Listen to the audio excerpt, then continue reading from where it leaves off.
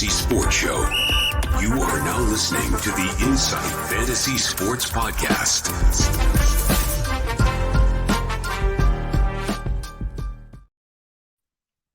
Good morning, good afternoon, good evening, whatever time you are listening to us. This is the Insight Fantasy Sport Podcast, and I'm your host, Rob Kennedy, the Supercoach Hawk, sitting here with my mate, the big horse, Mickey Deli. How are you, my friend?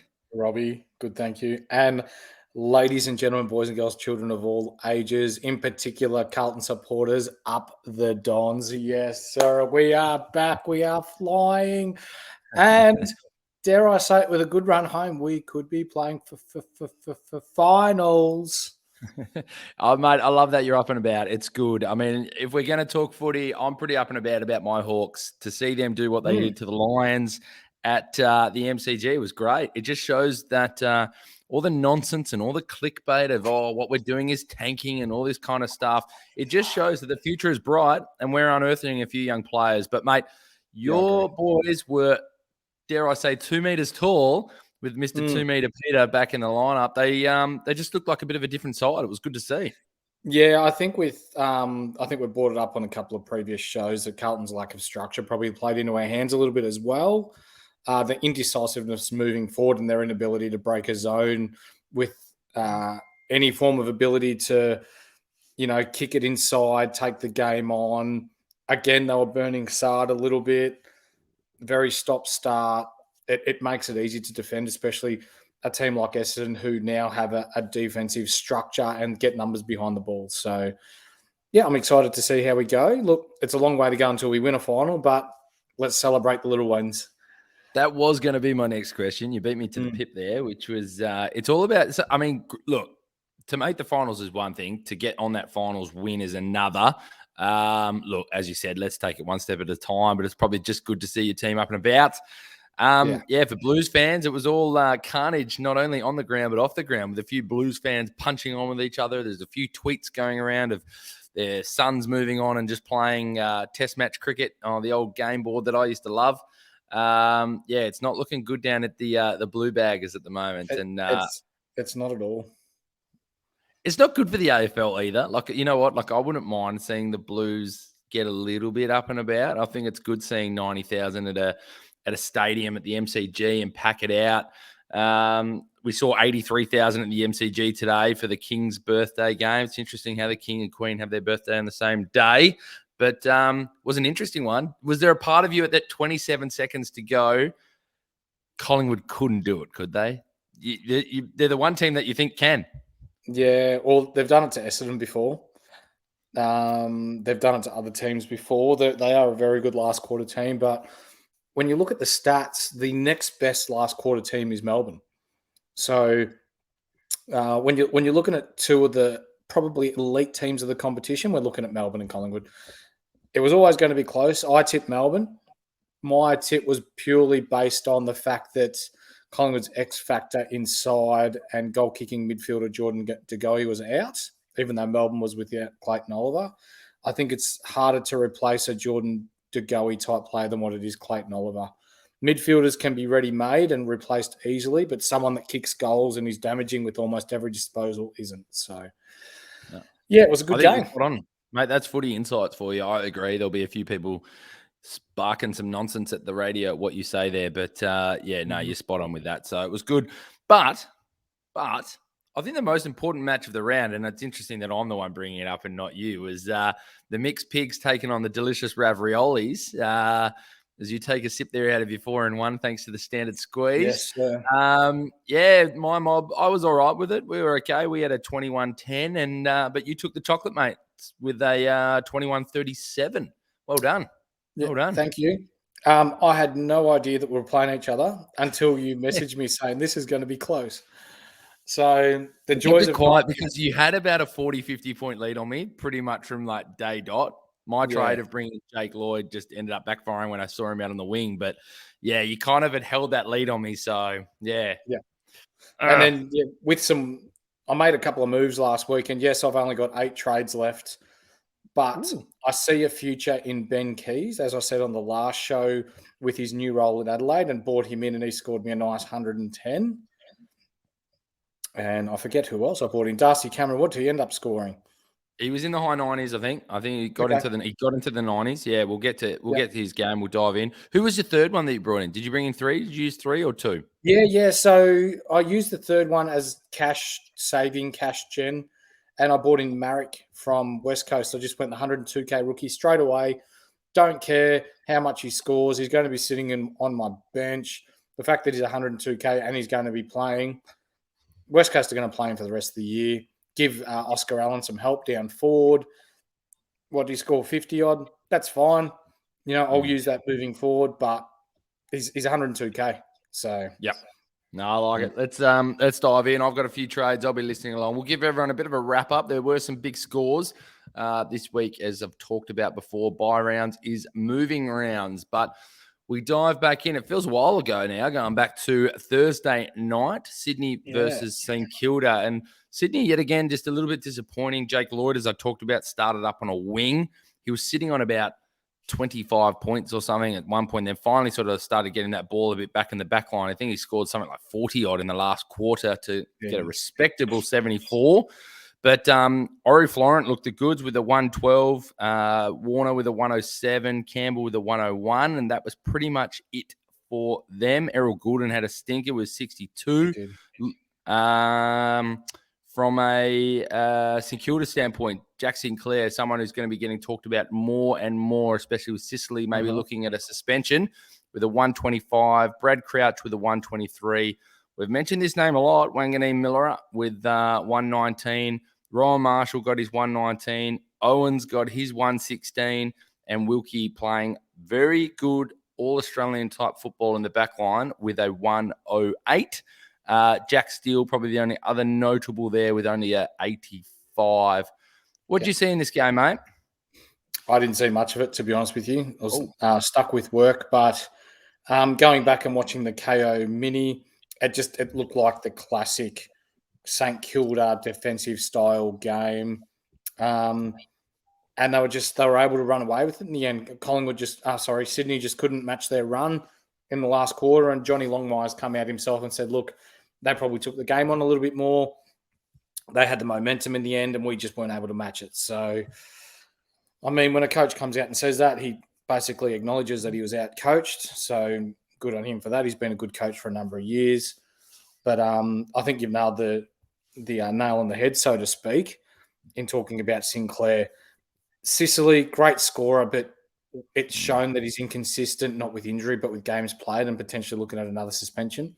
I don't think he should get suspended, but the way the AFL is, he probably will. Sinclair plays that safe game, and he's always going to get you your 100 plus. So it'd be a good in for me if I could get him. I had a little bit of a rant on Twitter. It was actually just in a reply to another guy's post about sort of Sicily and where it's going. And I just we're going to start getting to the point that we're going to have to start picking outside handball receiving players, because if this tackles keep standing up the way that it is, those hardball tacklers are going to get caught out at some point. I mean, this is just a tackle that's kind of gone a little bit wrong. He sort of slung him a little bit, but he couldn't do too much as you're coming in. But it's going to be interesting for the fantasy types, and they're going to have to, those powers that be at Supercoach are maybe going to have to start sort of having a look at it and go, how do we help people with this? Because it's just going to become a little bit of a rampage. We don't want to just reward outside players. Look, we move on. Western Bulldogs versus Port Adelaide. Port Adelaide, I think that was 9 games in a row now at Marvel that they've got with their streak at Marvel Stadium. They look definitely, I think the top 3 are definitely starting to show themselves in Port Adelaide, Melbourne, and Collingwood as the 3 top sides in the competition, being the most consistent. Bulldogs had all the footy at the start. They looked very strong. They just couldn't quite put it away early on. Mate, Tom Liberatore, 139. Caleb Daniel, we talked about him just before last weekend, of somebody that if you could get him in your side, get him in. He's not only going in the midfield, but he's going back in the back line. He's getting the handballs around the back. They are using him non-stop, with JJ being out. Bontempelli with a 125. Treloar with a 122. McRae with a 120. Bailey Williams with a 109. Tim English with a 99. A lot of people, me included, had him with the VC. And then you had Bailey Smith and Bailey Dale with a 95 and an 89. From the Port Adelaide side, mate, Butters, I thought they played better than what their scores show. Butters with a 118 and Rosie with a 108. They've come out of their shell. I know Rosie was an All-Australian last year, but they've come out of their shell to really show the players that they are now, consistently doing it every week. Lockie Jones with a 117, Travis Boak with a 111, and your mate Ollie Wines with a 92. Yeah, not really much to talk about here, is there? But I will give credit to Timmy English. He was -4, wasn't he, in the first quarter? So come back and get to nearly 100. That's a big sigh of relief for the people that decided to VC or see him. Yeah, and I think I saw a stat somewhere which had, what did I see? 5% of coaches who were in the top 5% had the C on him as well. So there would have been some serious panic stations there for quite a few in that situation. Well, yeah, there was a stat floating around that Port Adelaide are the number 1 team for ruck Supercoach points against. Yeah, everything pointed to him going all right. Yeah, I think a lot of that came from when Teakle was rucking, though, and opposition ruckman. Like, remember, Bailey Williams had 150 against them, the West Coast ruckman. So I think it was that Teakle's first game or second game? Yeah, it was one first of the other. Second. Yeah, I can't remember what it was, but I think the scores were inflated a little bit against Port Adelaide because of that experiment theory or experiment time they went through. So it is what it is anyway. No, it's a really good point though. Like, a lot of people go and find one-liners, and one-liners are great, and stats are this and stats are that. You've got to be very careful that you don't just fall into the one-liner. You've got to go and have a look at the little bit of the research behind it. Maybe try and find a little bit of the why. It's no different to I handed out 1,000 surveys on the weekend, and it came back that I had 100 responses to it, and 99% of people answered, yes, they do like to complete surveys. Like, do you know what I mean? Like, go and look at what the question is getting asked to make sure that you find a little bit of data behind it. So, yeah, data's only good as what you get back. Yep. We move on to Hawthorn versus the Brisbane Lions. Talked about it at the top of the show. I was really impressed by my boys. It was really great to see. They're a different side when they have Mitch Lewis up forward, and they have a bit of a spearhead up there, which was good to see. And even Kosiski was flying up at the ball a little bit. So, really good to see them square off. We talked about Sicily, massive 136. McDonald, and it's just nice calling out these young boys coming through. Cam McDonald with a 113. Will Day with a 109. He is the only Will and the best Will playing in the AFL at the moment. 109. Everyone understands. If you know, you know. Lloyd Meek, 108. Impey, a 106. Mate, Impey looks good. He's everywhere. He's doing a bit of the JJ behind the ball and doing it well. And they're looking to use him, which is nice. John Newcomb, we've talked about him a plenty, 102. Dylan Moore was getting some midfield time with a 102. And Seamus Mitchell, because I know a few people still have him, he's sitting there with a 74. From a Brisbane side, I put the captain on Josh Dunkley, and he didn't let me down. He's actually put up some massive numbers lately, so I'll get to them in a second. He got a 148. Lockie Neal, 102. Wilmot starting to really get a few decent scores on the board with a 90. And Will Ashcroft had a 79. I know a few people have brought in Hugh McCluggage, and he was looking pretty good before getting concussed. So he's already been obviously ruled out for next week. Before I cut to you, I just want to go to Josh Dunkley. And I don't think he's actually been talked enough about because he was just picked by everybody at the start. He was the sort of must-have forward that you were going to pick. Mate, you could nearly just look at his whole season. His whole season has been 108, 117, 108. He had one game where he's gone under 100, which was against Collingwood at the G, where he got an 84, and I think they got pumped that game. Mm-hmm. He's gone 133, 140, 104, 109, 149, 103, and his last 3 games, he's gone 153, 146, and 148. These are humongous numbers. Mm-hmm. Yes, superstar quality player. Great person as well, but you dive into the stats. 5 frees for, no frees against, 11 tackles, 28 touches, high efficiency as well. So that's where he's getting his numbers. His tackles are huge. I mean, I was sitting there, so I was sitting literally going, Lockie, who am I putting the C on now? I've used my V. He's gone on English. Who am I going with? There was Lockie Neal against the Hawks, who can always rack them up. There was Dawson and Laird versus West Coast. And then Dunkley was the other one that I just had a look at.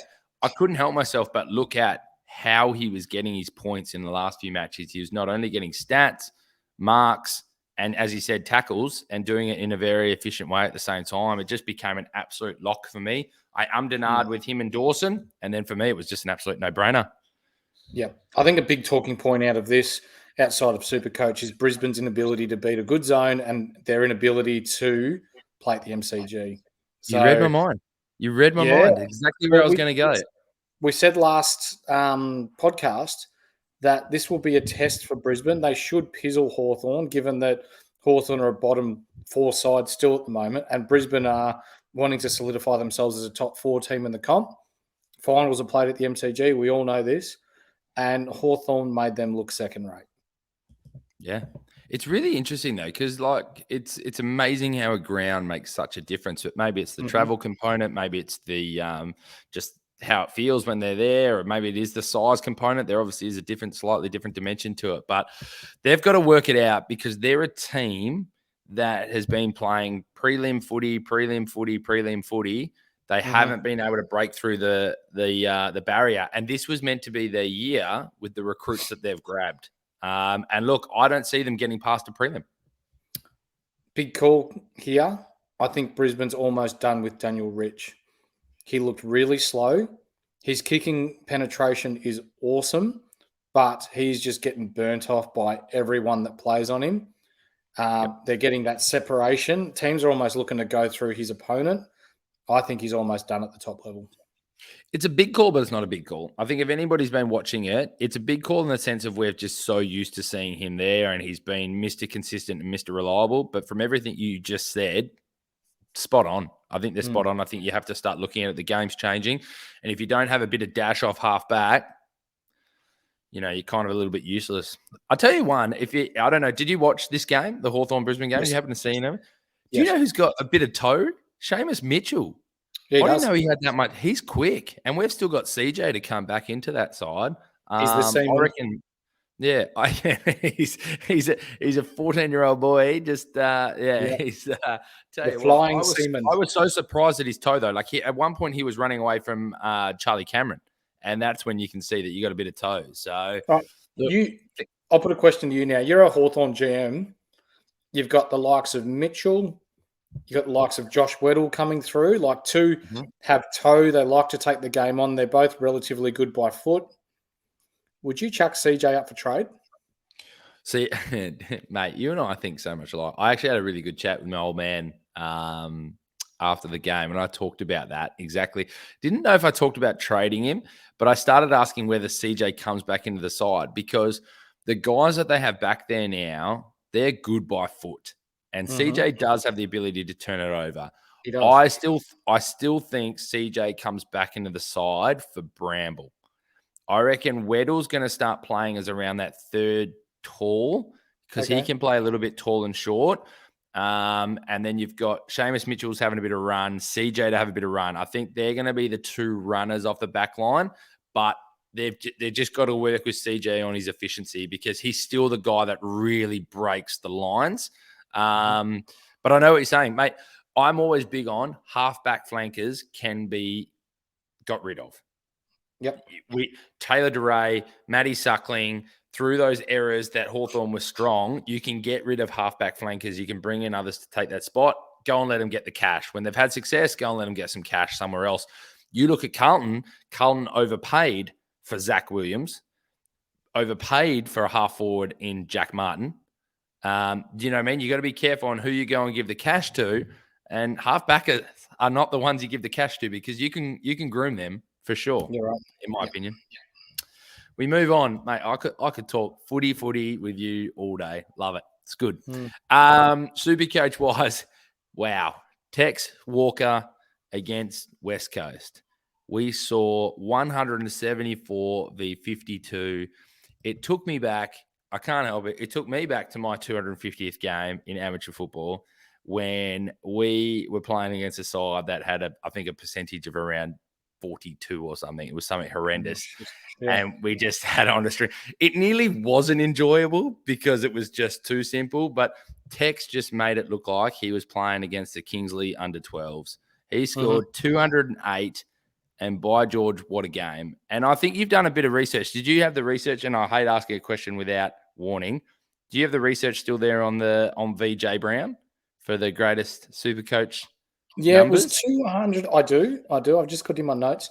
256, I believe, was the highest ever score by anyone. Round 7, 2006, Jonathan Brown scored the highest ever Supercoach score of 262. So he had 18 kicks, 7 handballs, 16 marks, 11 of them contested, 8 goals, 4 behinds, 1 tackle, 1 free kick, 4. So, and to think Tex Walker's still 60-odd points behind the best ever score. It's insane, eh? And knowing, I love that that's the best score, though. Like, it's not some guy that just had 400 kickouts or something stupid or chip kicks behind the play. But, mate, what a game. 208 for Taylor Walker. Rory Laird with a 156. Riley O'Brien with a 135. Rory Sloane with a 126. Rankin with a 118. Your mate who you brought in, Benny Keys, with a 115. Phil Thorpe, don't say that too fast, too many times, 96. Dawson, bit of a quieter one, still scored a 95. From a West Coast perspective, Bailey Williams was the only one who really put his hand up with a 131. Elliot Yeo looked okay, but they were playing him in the back line where the football was all day, 113. Gimby, I mean, it just shows where the team's at when the young fella has to put up a 94. Tim Kelly with an 81, and there wasn't much else after that. Yeah, let's move on to the next one. Yeah. Can I ask one question? I know it's not right. Are they? And look, maybe you have to take away like GWS or someone in their first year or Gold Coast. Are they the worst team in modern day history? Yes. I think Fitzroy would nearly knock these blokes over at the moment. They're just that decimated. Like when Campbell Chess is actually looking decent in their side, you know they're struggling. And to know that you can't sit back and go, they're a young side, like a new GWS coming in or something like that. It's not looking good. It's not looking good. Sweeping changes coming at West Coast. Yeah. We move on to the other team out in the West who let themselves down. Fremantle versus Richmond. Always one of those that if I really gave a stuff about my tipping competition, would have thought about flicking it across, because once that rain came down hard in WA, we know Fremantle aren't the best in the rain and we know Richmond are. And that showed throughout this match with an 85 to 70 point victory.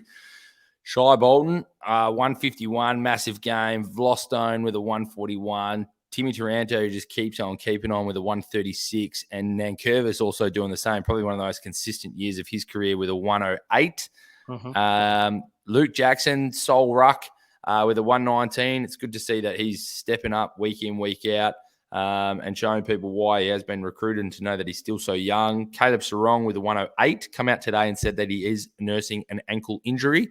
Andy Brayshaw with a 107. Aish getting knocked out with a 97, was playing a good game.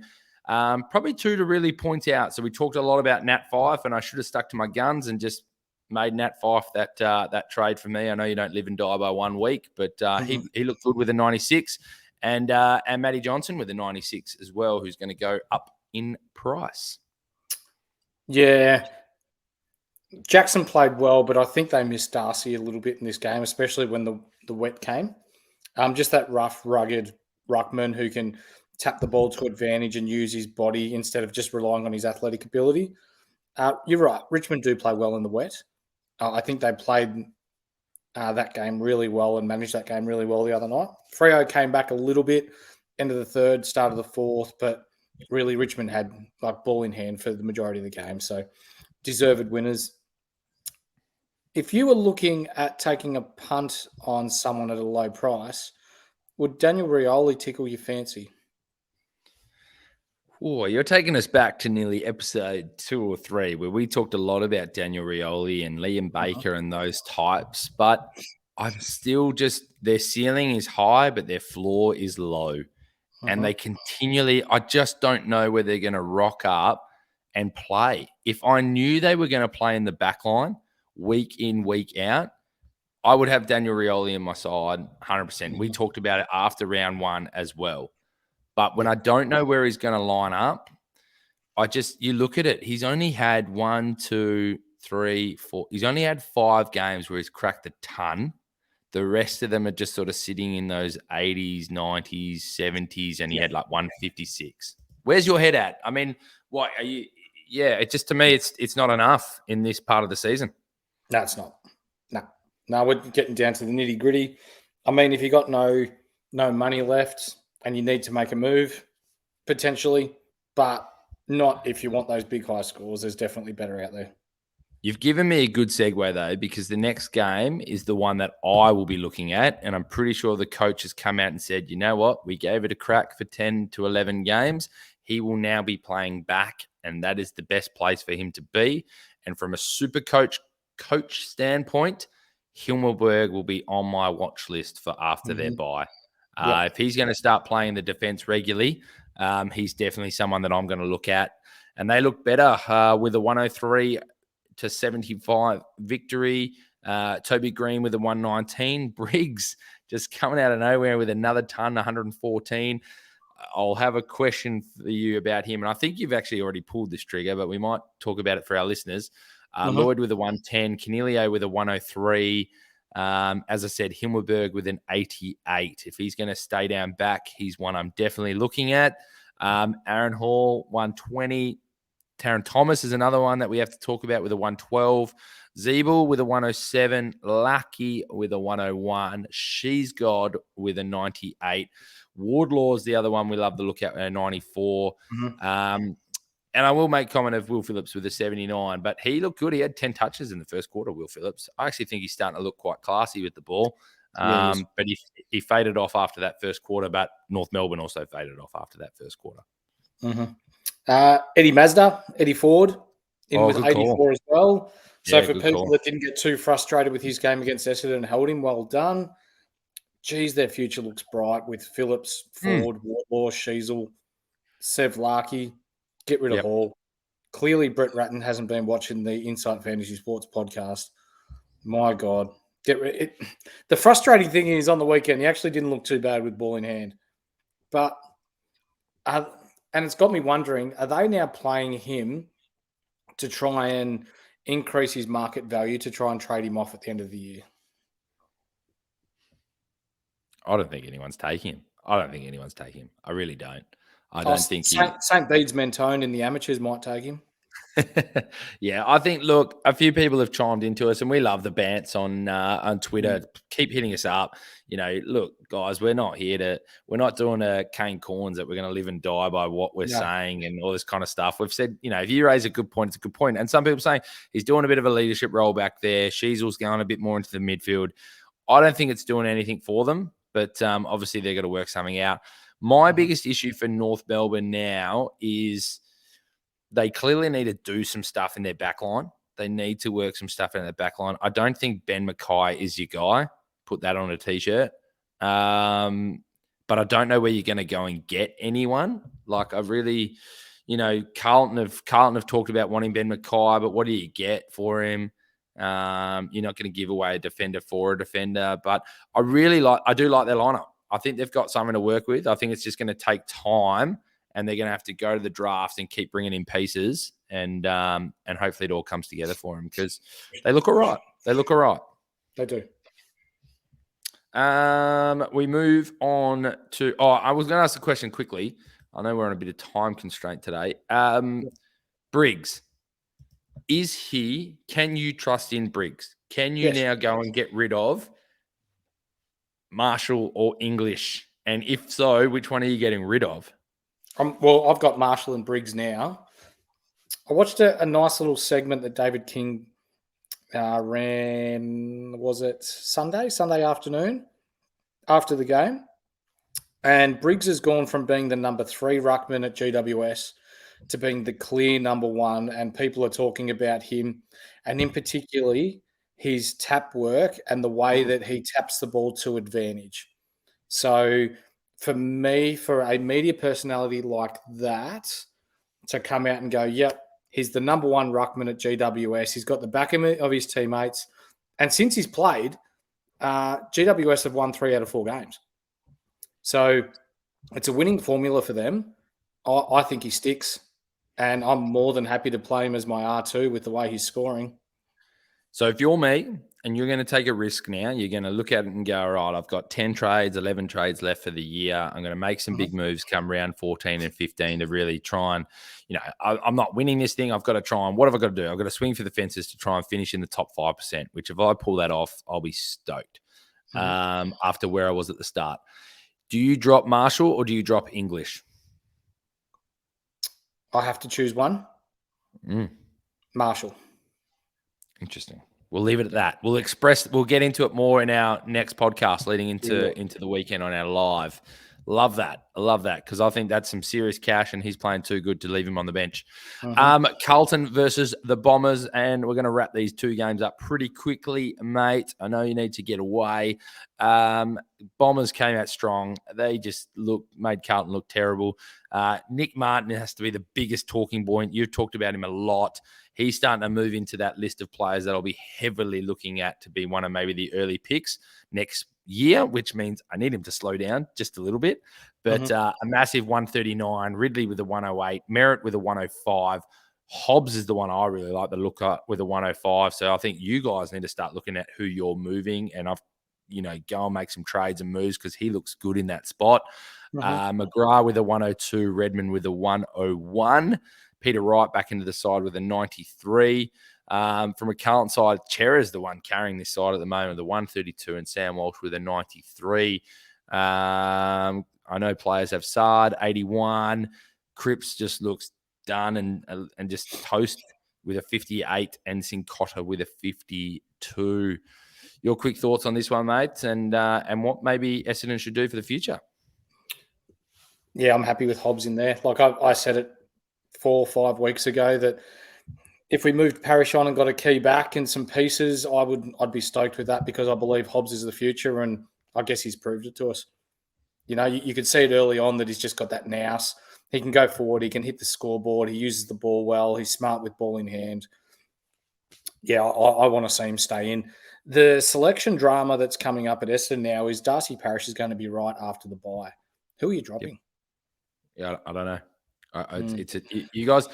This is what I'm saying. You've got so many assets now in that midfield. I mean, don't forget Setterfield started the year well as well. He's just been injured as well. So you've got pieces now in that midfield that your football manager has to have a look at this and go, there's value. What can we get? Yep. And Bombers are now starting to look like a little bit of a destination club to come to. Why wouldn't you? Why wouldn't you want to play at the G week in, week out and have big fans going nuts for you? Yeah, with Carlton too, my mum always taught me never to kick a dog while it's down. God bless you, Anna. So I'm not going to say a word about Carlton. Hey, Damo.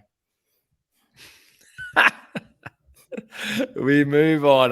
We have to just move on from that. It's brilliant. Today's game, what an absolute ripper. Setting us up. It gets the blood flowing for finals footy because it had a finals football-like feel. Look, maybe we touch on it more, but to Neil Danaher, the big freeze, what an absolute ripper. I love it. I love how it keeps growing and growing and Great growing. concept. And what an absolute legend. So big shout out to Neil and everyone involved with that. Keep on keeping on. I'm sorry that we have a bit of time constraints. Probably deserved a little bit more time, and I should have probably given it off the top. But yeah, mad respect for everybody and all the people that went down and did the big freeze and the money that was raised. Yep. But Melbourne should have won this. Yeah, Melbourne should have won this by a lot more. Their inaccuracy in front of goal at the start of the last quarter sort of made this a little closer than what it was. Collingwood nearly stole it at the end, but I think deservedly Melbourne won the game. Big shout-outs. Jack Viney, 156, got the medal and the trophy as well. Max Gorman with the 106. Salem with a 99 is somebody that people need to start looking at now. Brayshaw with a 95 is in that midfield, though, at the moment, so be careful with Oliver, although he is playing a better role, the role that I thought he'd be playing at the start of the year. Petrarca with a 95. From a Collingwood standpoint, Tom Mitchell with a 127, Maynard with a 119, Crisp with a 119, Dacos with a 118, and Adams with a 100. Darcy Cameron, who you brought in, that a lot of people are looking at, and I will be too after the bye with a 92. He looks like a solid, handy pickup who I think will average easily in the 90s to finish off the season. Sure. Mate, we're going to do, for everyone listening along, we're going to do a live on Thursday. Come to us with some trades. We'll start talking about that. It's getting down to that crunch time. These are the moving rounds, these last two. This is when you can start looking at who's played their buys, who's getting ready to really set you up for the rest of the season. Hit us up on Twitter. Hit us up on our socials. Ask us those questions. I'm probably going to be using nearly 5 trades, I think, in the next 2 weeks to really set myself up to finish off the year. So I'm going to be doing some massive research, as I know you will, Big Horse, because you always do. Any final words, mate, before we sign out? Yeah, so the Molten Fantasy Pod this week, the winner of the squeeze pack is Daniel. Actually, no, Daniel Peckham is a local Bendigo lad, owner of the Maui Mudsliders. Go and look that up when you get a spare 30 seconds, with a score of 2,264. So congratulations, Daniel. A standard squeeze pack will be on its way, probably in my hand to your hand when I see you next, mate. Congratulations. Well done. Love that. Love the support that we get from Stat Fitness and the standard squeeze for those packs. Support those who support us. We got to give a shout out to Standard Squeeze as well. Jump on the website, anything you order, Insight 15, you put that code in, 15% off. Fantastic product. Great for the environment, biodegradable. Get yourselves a pack. Happy days. You won't be disappointed. The more you get on and the more you use that code, the more free stuff we get to give away to you guys as well. So make sure you go and do that. They're fantastic products. I think we better give a quick shout out as well to anyone who's interested in NBA. Look out for our NBA pod that will be coming. It will be dropping on Wednesday. I'm pretty sure. I think it's getting dropped on Wednesday. So look out for Matty Garrett, who'll be sitting in the hot seat. I know you're in the first episode, Big Horse, and I think we've got our 2 NRL boys in Matty O'Brien and Nathan Brain sitting in there too. We thought 5 was too many, so I stepped out, but I can't help myself. I'll be stepping into the NBA pod soon because I think there's a lot of great chat going on. So, guys, we're bringing you all the news, sport, everything you need. We bring it to you here on Inside Fantasy Sport. This has been the AFL pod for Inside Fantasy Sport Podcast. Peace out. See ya.